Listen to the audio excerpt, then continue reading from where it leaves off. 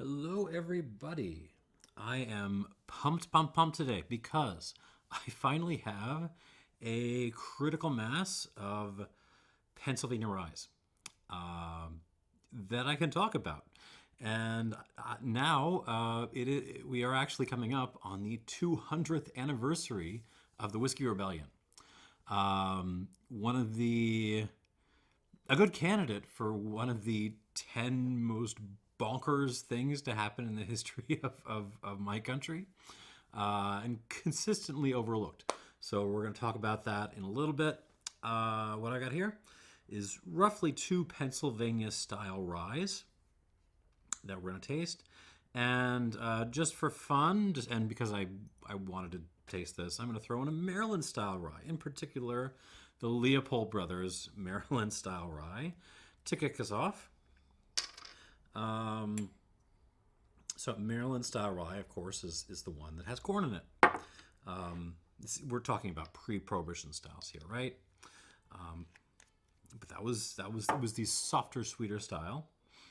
Leopold Brothers, of course, not from Maryland, but well, we'll accept that.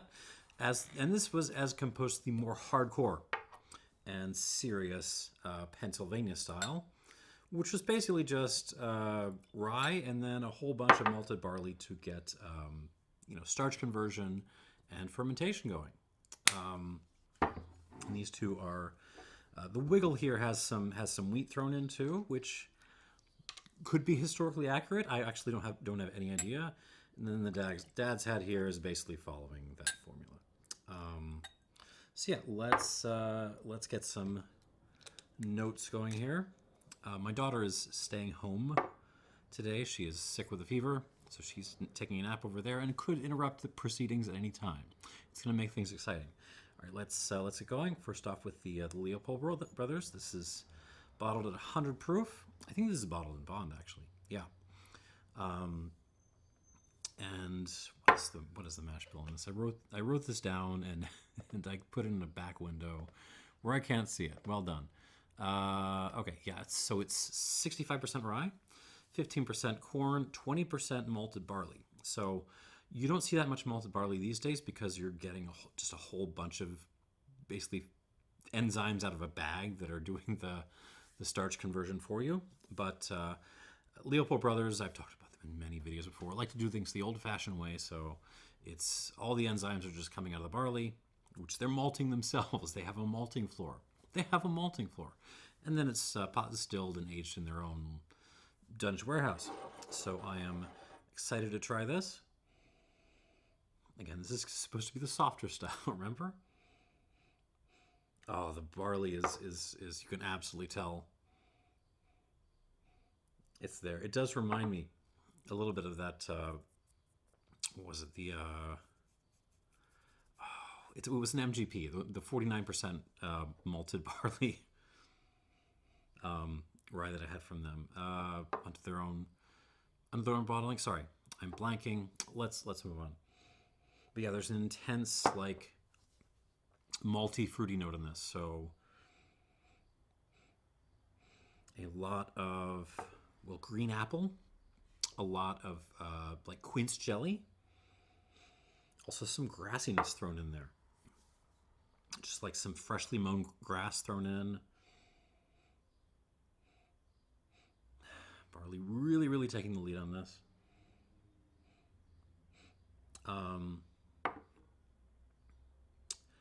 Artisanal milk chocolates. We're not talking Hershey's here. We're talking the good stuff. The stuff that does not put soy lecithin in there, so it doesn't taste like wax. The good milk chocolate. Quite a bit of black pepper. Some herbaceousness, a little bit of oregano, actually. Yeah, just kind of mixed, Italian herbs. Let's go with that.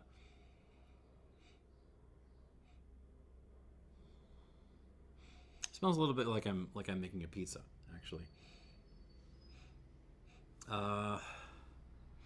Slightly floral too. Some just like dandelions and stuff coming through.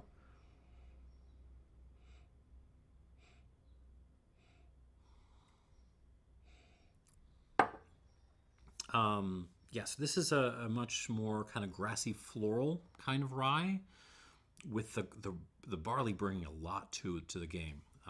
Then it is like a sort of more herbaceous, you know, style rye, but there's some herbs in there too.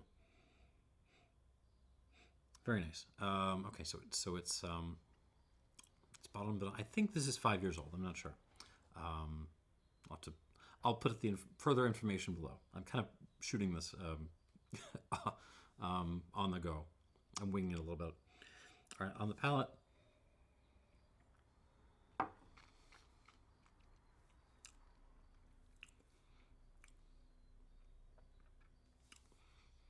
Hell yeah. Ooh.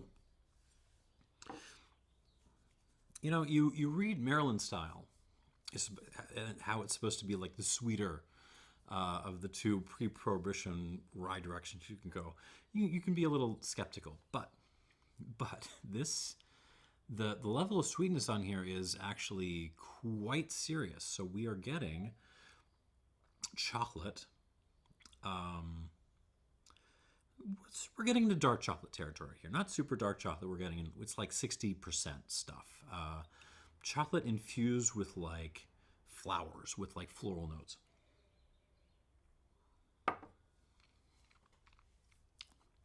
So yeah, flower chocolate, rose water, a little lavender, a little violet.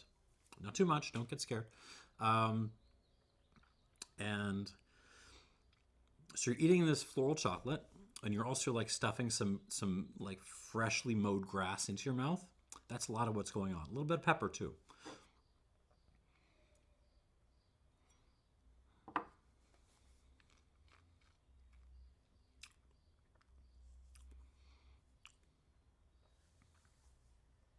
I mean, yeah, this is delicious. It's very, very delicious. I'm trying to pick out more flavor notes. So really, really good mouth presence. It gets more and more peppery the more I drink of it, but it never loses that sense of like sweetness. There's a little bit of like toasted corn, like toasted street elote in there as well. It's very passing. It's just kind of like, you know, wanders in for a second in the mid palate, and then it's sort of gone. But yeah, that's there. But very peppery without losing that kind of sweet drinkability. Might be the most drinkable, crushable Leopold Brothers product I have had. I don't really think of their stuff as being like sessionable whiskey, but this one might be there. Finish is still hanging on.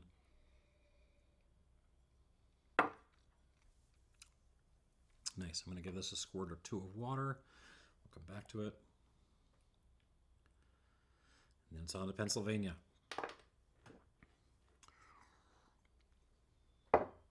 This is the only Wigle in Chicago at the moment that I'm aware of. This is the Wigle Phil's Shadow rye whiskey finished in maple syrup barrels. Okay, I mean this was on the closeout shelf. I paid $15 for this bottle, and hey, like for purposes of historical accuracy, how do you know people weren't storing their whiskey in old maple syrup barrels, huh? Yeah.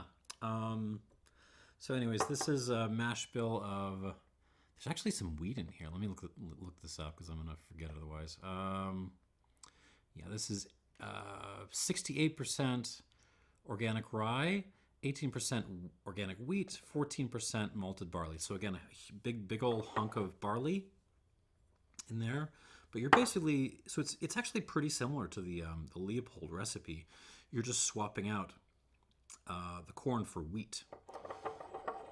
So I don't know if this fully counts as a old school Pennsylvania rye, but there's no corn in here, so it's in that spirit. And you immediately smell the difference. First of all, I'm not getting maple syrupy notes, which is good. There is actually like wood-aged maple syrup out there, so they aren't cheating. They aren't just like which is why I bought this. If I thought they were cheating, I wouldn't have bought this. Wigle, of course, named after one of the leaders of the Whiskey Rebellion. We'll talk about that in a second. Yeah, much more medicinal. This is, yeah.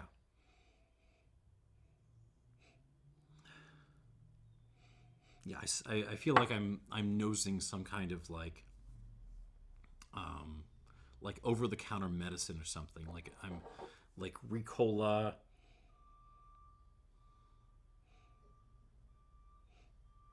Yeah, lots of Ricola, mint, basil.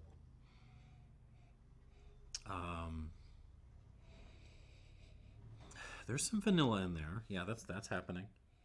Oh, was I getting vanilla in the? No, I was not getting vanilla in the Leopold, which is amazing. I mean, this was, new charred American oak, right? I'm getting okay, but I am getting it in the Wigle here. The hell am I smelling? Lots of cinnamon, but there's something else. Like tree bark. There's an Amaro kind of character here. So imagine like a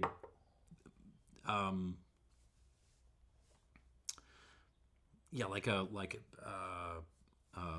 fernet or something. You just you put a little bit of fernet in your rye, and then you like had some cough medicine. That's sort of what this smells like. It's actually pretty hard to pick out distinctive notes. There is a little bit of breadiness, a little bit of like Lithuanian black bread. So rye-based sourdough. But not too much. It's really on that kind of medicinal character, which I'm all here for. That's great for me. On the palate.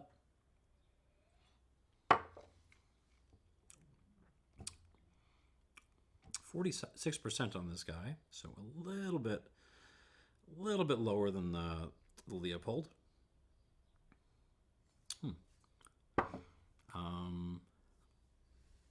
Now, also, Wigle Distillery is in Pittsburgh, which is Western Pennsylvania, which is where the whiskey distillery, the Whiskey Rebellion happened, right?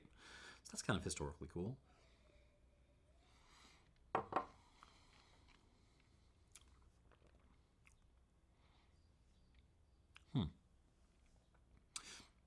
It actually, okay, so there's little hints of like maple syrup kind of creeping in now, but it's really just a little tiny halo on the side. It's really just providing color. It's a little bit of color on there. At the center of this, again, is, a pretty medicinally characterized rye. It's pretty light, actually. So the mouth presence, feels quite light. And it isn't just the strength. It's not as peppery as the Leopold was getting. That said, I paid $15 for this, so put a little more in here. Yeah, so the finish feels a little shorter. The mouth length is much shorter. It's really kind of, it doesn't stop at my molars, but it really reduces. There's just a little tickle in the back of my throat, and that's all that's happening.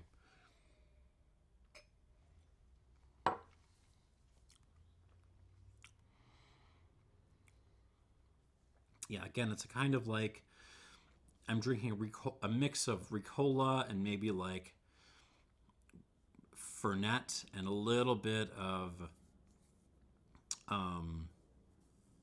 like Lithuanian black rye bread. That's kind of the feel on this.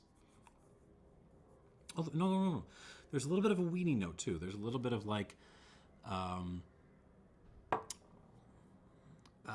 not frosted mini wheats, just the regular mini wheats, the really austere ones that are just the little wheat bricks, those things that you bought like one time by mistake.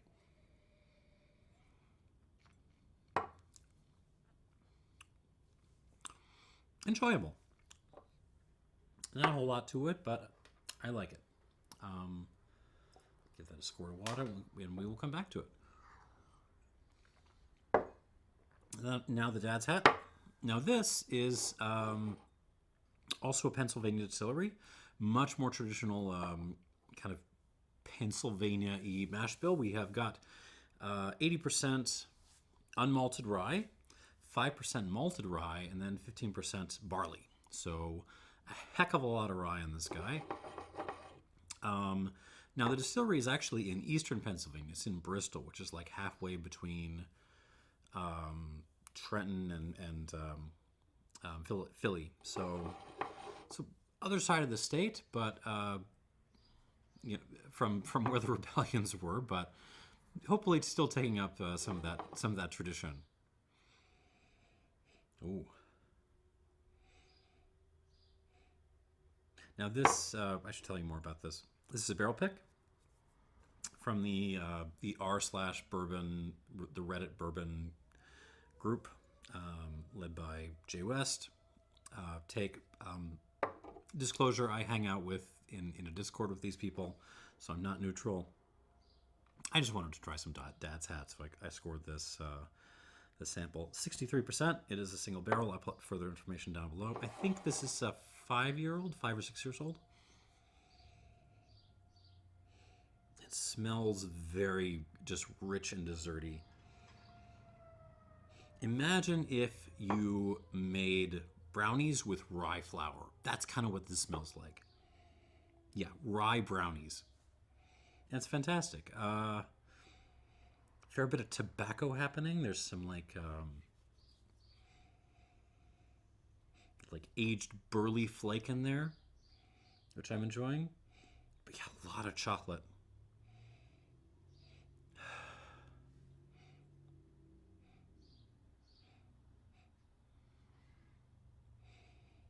Chocolate, chocolate, chocolate. Some rye, pepper. I'm struggling to pick up other things.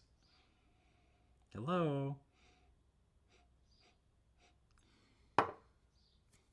So it doesn't have a whole range of breadth in terms of the flavors it's delivering. It just smells like a very, very vivid rye brownie with some pepper on top. And that's okay. On the palate,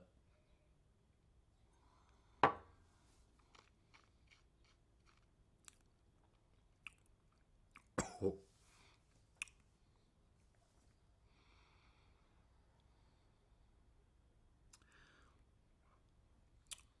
I'm gonna have to see if I can get a bottle of this. This is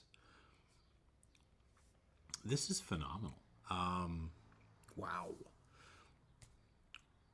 Wow.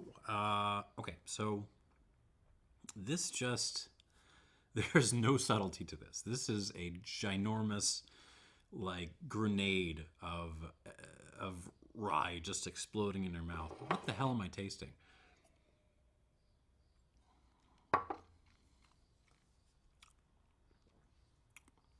Oh, yeah.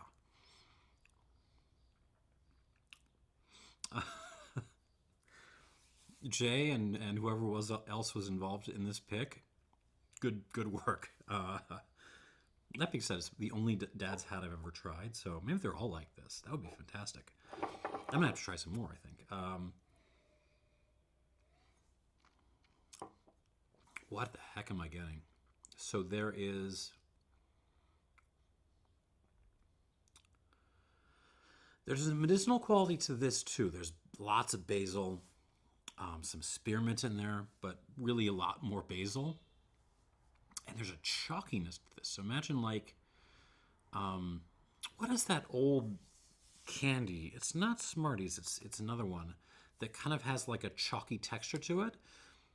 Or really, like, imagine like eating Smarties and chalk at the same time, so that they're kind of mingling, but it's delicious and you love it. That's kind of what's going on. And there's a little bit of chocolate in here too, like some cocoa nibs. So you're gonna take your cocoa nibs, your basil, a little bit of spearmint, your Smarties and your chalk. You're gonna throw all that in your mouth, along with a big old couple of little black pepper, unground pepper ball things. A little bit of vanilla as well, and just chew all that up, and that's sort of what's going on. Actually, don't chew all that up. Put it all in a grenade and then have it explode. All of your palate the second this thing hits the middle of your tongue. That's friggin' delicious. I have to see if I can get this.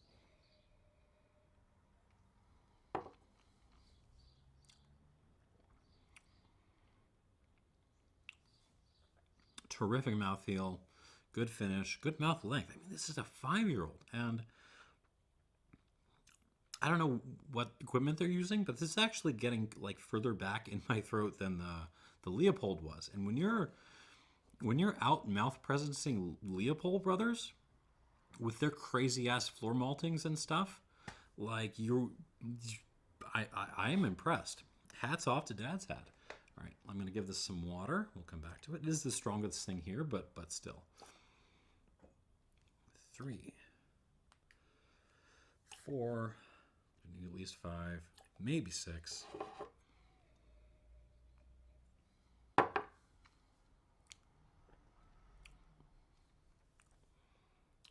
going to go like another like quarter squirt and stop there. Yeah, I was not expecting that to be that good. I'm a little bit thrown off my game now. So yeah, we're going to go back through these. Yeah, Whiskey Rebellion. Like, this is... So, you had the Constitution, right? And then right afterwards, in 1791, the Congress levied a nationwide tax on distilled spirits to pay for debts, right? And it was... The way they set it up was particularly grotesque. Basically, they set it up so that if you were a huge distiller, making whiskey all year round, big, then you paid less taxes than the people doing it, basically in their backyard. And it was particularly onerous on the whiskey distillers in Western Pennsylvania. For a whole variety of reasons, which are a little bit too complex to explain. And so immediately people started to try to find ways to get around this. And there was tension between the tax collectors and the distillers. And all this started to boil over in, basically, starting in like May, really, so exactly 230 years ago, going up until like the fall of 1794.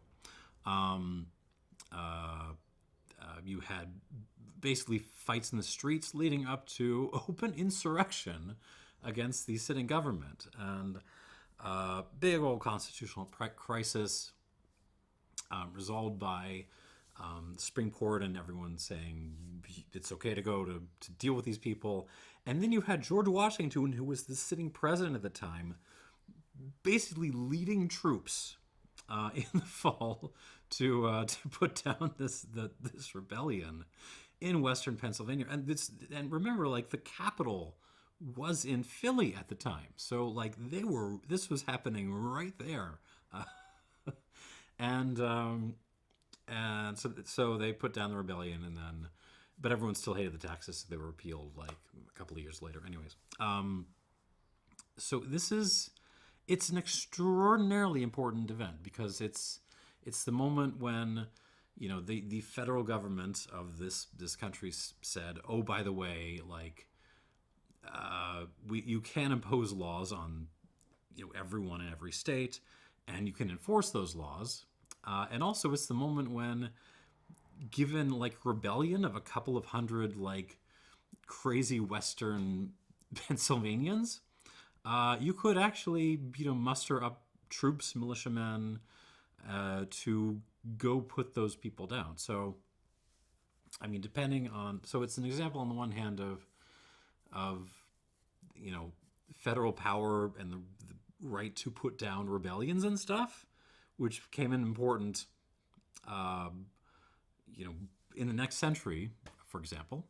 And also just there's the image of the sitting president literally on horseback leading troops against fellow Americans. There's something really funny about that and really awesome, and also really terrifying. Like that, this is the example of the federal government. Like if you were paranoid about the power of the federal government to impose its will in bad ways, this is a historical example to go look at.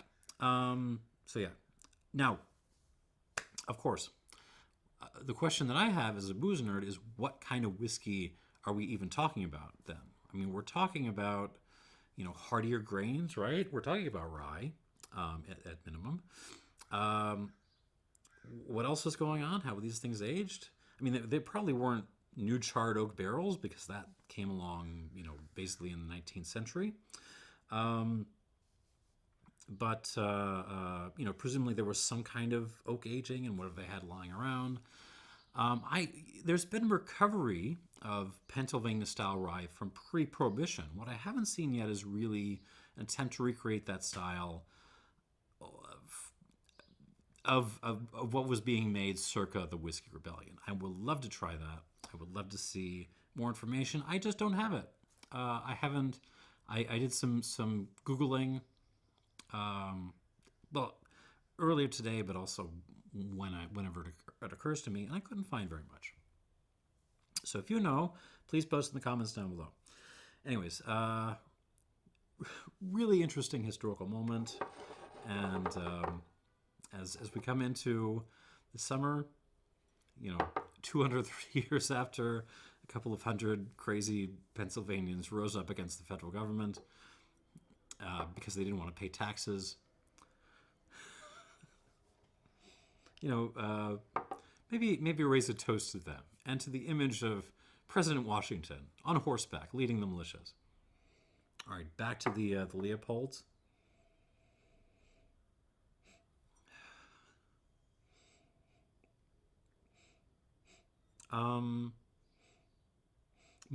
Gets a little bit more grassy with water.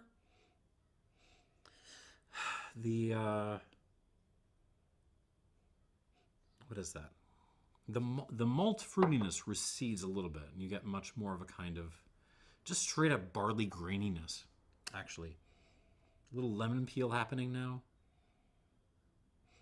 A little bit of a leafy thing as well. On initial run through, these were much more kind of medicinal and like basil-y, minty. This is starting to lean that way, still not that much. It's good development. That's what I like to see when I add water to things on the palate.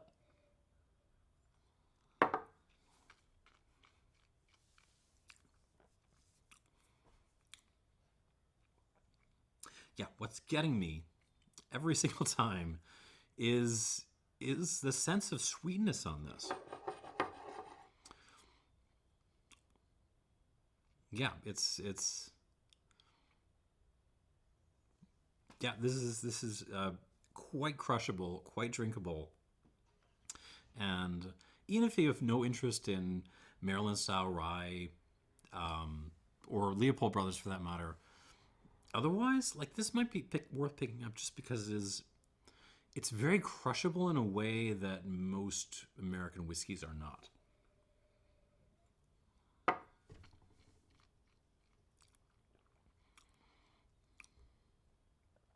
Oh man, I love that grassiness. Super good, super well balanced. I'm not going to score this into the stratosphere, but 85 or 86. I'm going to give this 86. It's worth an 86. All right, 86 points for the Leopold Brothers Maryland style rye.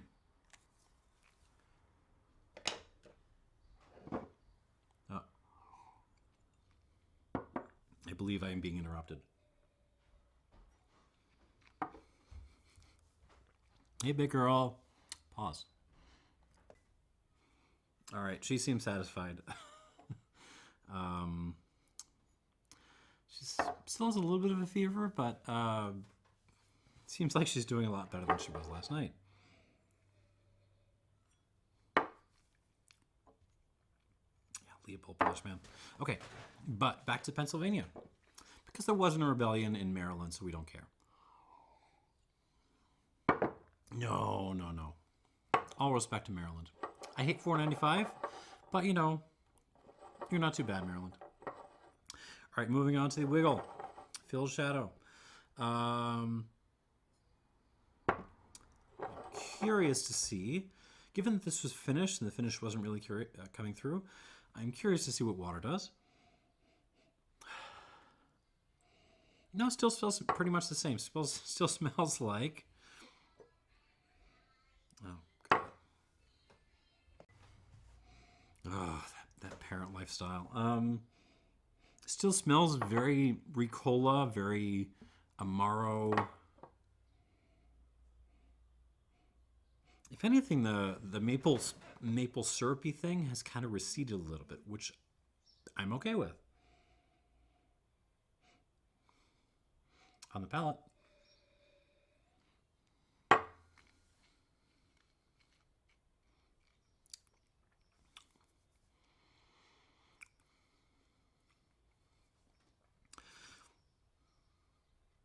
There's a little bit of more sweetness coming out. I was expecting it to be the maple syrup, but it isn't.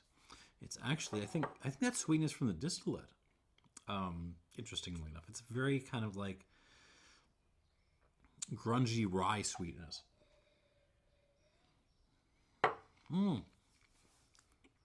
And we have transitioned from regular shredded wheat to frosted shredded wheat, which I'm happy with. It's my favorite cereal. Still very, very short in the mouth. Decent finish, not a great finish. Decent mouthfeel, not a great mouthfeel. It comes across as a very, very, very, very competent and medicinal. So if you like medicinal, you will like this. Younger whiskey. And yeah, I will score it as such. What I'm sort of in the low 80s somewhere. One more time.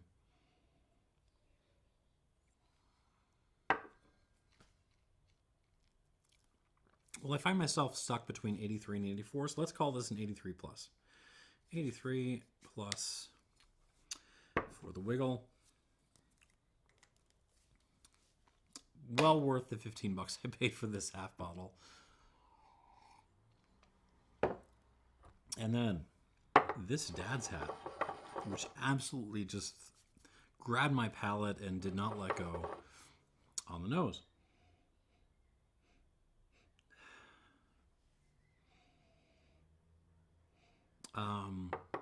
Gets less kind of brownie and chocolatey, and actually brings out that chalky thing I was kind of getting on the palate, in the best possible way. So yeah, it's like chocolate rye, chalky, slightly herbaceous stuff with a lot of pepper. Not a huge amount of development, but I'm not complaining. I was enjoying it before. I'm enjoying it on the nose now. On the palate.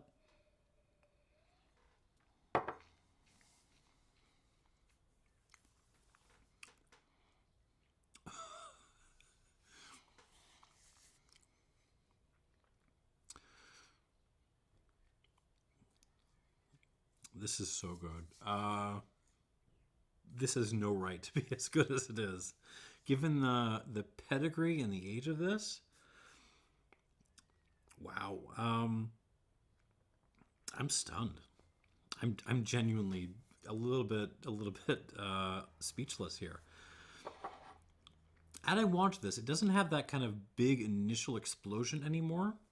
What it does is it kind of spreads all that detail out into a full-blown development. So,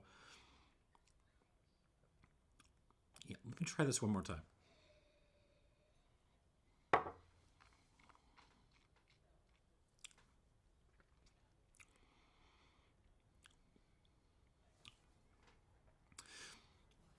so arrives with actually a touch of fruitiness, like almost like a candied lemon peel, candied orange peel kind of thing. And then from then it just kind of spreads out and slowly expands into all those flavor notes I mentioned last time. The brownies, the chalk, the Smarties, they're all in there. The basil and the mint, it's in there too. A little bit of fennel going on, so there's a little bit of a hippie toothpaste kind of feel to this.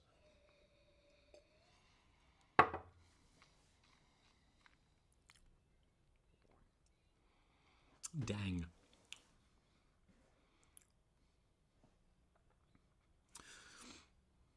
I mean, you could, if I were to try to be picking holes in this, I would point out, well, it's not bringing a whole big old range of flavors and flavors buried and packaged in other flavors. It's not really doing that. It's just, but the way it delivers them and the vividness of those flavors is, it's really very special. I like this a heck of a lot.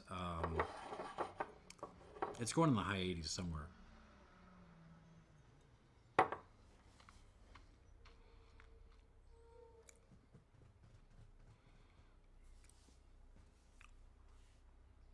Holy hell.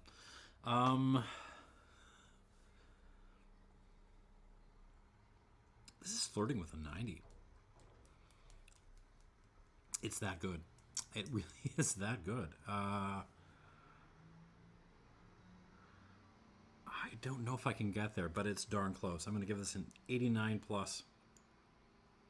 89 plus for Dad's Hat, the bourbon Reddit pick.